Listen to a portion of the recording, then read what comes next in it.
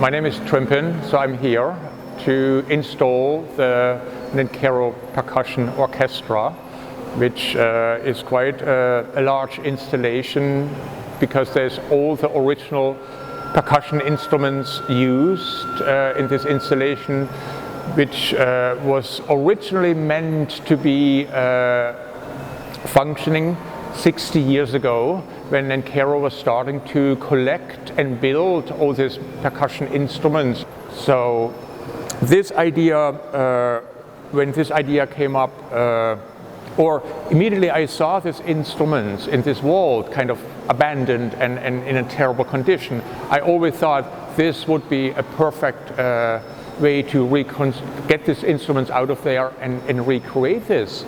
And it wasn't until about a year or so ago when Charles asked me what could we do for Conlon's birthday, for his centennial celebration. I said, well, I always want to recreate somehow this drum machine, this percussion orchestra.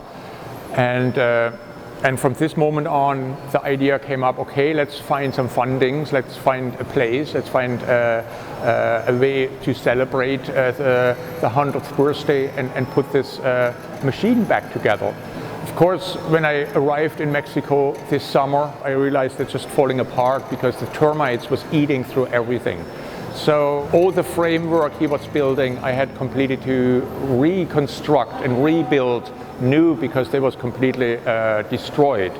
But through this picture, which was shot in 1950, on this picture where he proudly stands in front of this percussion orchestra, it also indicates that none of these drums had a mallet mechanism hooked up to. So when I talked to him about this project, he basically told me that it never worked. It wasn't fast enough for his composition because he used to use air pneumatics to power these mechanisms, like the drum mallet mechanisms. And he used basically the same idea like a player piano works, only air, like a vacuum, is used to activate these mallet mechanisms.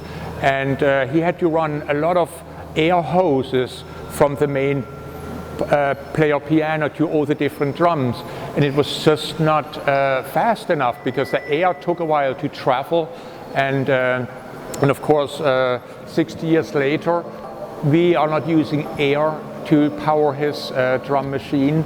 It's electricity, magnetic fields are used to operate the mallet mechanisms. So these pianos are interactive to the public. So when the public, the visitors are coming, they can actually push the button and listen to certain kind of excerpts of each kind of preparation. Like one is more percussive with the instruments, the other one deals more with the preparation, the other one is more like working on the strings with other kind of preparation and motorized equipment. So it's the audience has a possibility to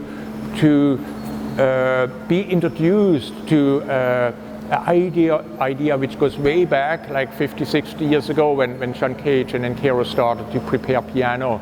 And this gives also younger composers the inspiration to work using their laptops, using their software, their music software, not just to drive a synthesizer, they can actually drive a real acoustical instrument. And for the audience, it's also like, again, for the